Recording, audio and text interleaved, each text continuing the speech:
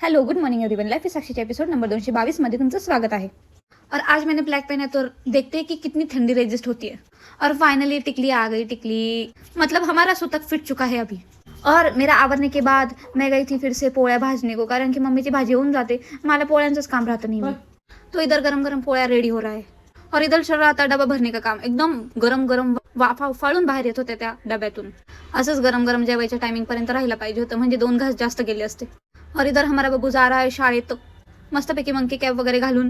लहानपणी आपण पण शाळेत जायचो, अब शर्म आती है मंकी कॅप पहनने को। उसके बाद हमारा टाइम हो चुका था आणि शेवटचा 1 मिनिट बाकी होता आणि मला लक्षात आलं की लाडू खायचं बाकी है। तो ऐसे ही घाई घाई में लाडू ठूस लिया मैंने मुंह में और निकल पड़ी स्टॉप के लिए।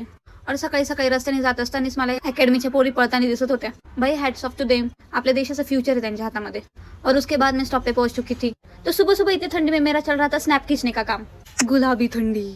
तर गाइस पहिलेच्या टाइमिंग पेक्षा मी 1-2 मिनिट आता लेटच यायला लागली स्टॉप वरती, कारण मी उठतीच लेट आहे। फिर क्या 2-3 मिनिट खरा रहने का, उसके बाद क्या बस आ जाती है। आणि आज येताना बस थांबली होती पेशवा हॉटेल पाशी, जेवायला नाही पार्सल घ्यायला। आणि पार्सल पण खायचं नाही तर ते कंपनीचं। आणि अशी लाईट लावून देतात बसमध्ये, एकदम लक्झरी बसची फिलिंग यायला लागली आता। आणि दररोज संध्याकाळी ब्लूटूथ कनेक्ट करून गाणे लावायला लागलेत। पण 2 दिवसापासून इतके रडके गाणे लावताय की स्ट्रेस जायच्या ऐवजी माणूस डिप्रेशनमध्ये जाईल अजून। आणि काही आज बसला ऑलरेडी लेट झालं होतं, कारण की डिझेल भरायला थांबली होती बस। आणि त्यात द्वारकेवरती इतका सारा ट्रॅफिक लग गया, मग तर काही विषयच नाही लवकर निघायचा। एक तर संध्याकाळी भूक लागलेली असती आणि त्यात इतकी ट्रॅफिक लागून जाते और चिडचिड हो जाते। आणि आज खालचे स्टॉप नसल्यामुळे डायरेक्ट फ्लायओव्हरवरून घेतली होती गाडी, तर त्यामुळे लवकर आम्ही पोहोचलो होतो स्टॉपवरती। तो इसकी वजह से कप्या का और मेरा टाइमिंग मिसमॅच हो गया, कारण की भाऊ एकदम त्याच टायमिंगमध्ये येत असतो, तो इसलिए मेरे को वेट करना पड़ा। मग तिथूनच आम्ही गेलो होतो मॉलमध्ये। म्हटलं घरी जाऊन रिटर्न येण्यापेक्षा डायरेक्ट जाताच घेऊयात जे घ्यायचे ते। आणि घ्यायचे फक्त शेंगदाणे होते बरं का। पण आमचा कप्या शेंगदाणे सोडून पहिले घुसले बिस्किटांच्या लाईनीमध्ये। पहिले पोटोबा मग काम। आणि मॉलमध्ये गेल्यानंतर सगळ्यात मेन गोष्ट म्हणजे जे घ्यायचे ते बाजूलाच राहतं, ते तर घेतलंच जातं।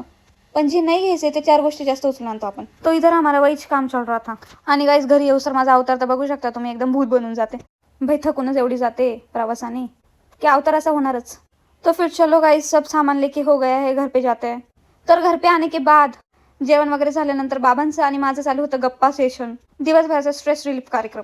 चला गाइस, आमच्या गप्पा तर चालूच राहतील, तुम्ही काय फॉलो करून भेटूयात पुढच्या भागात। तोपर्यंत बाय बाय।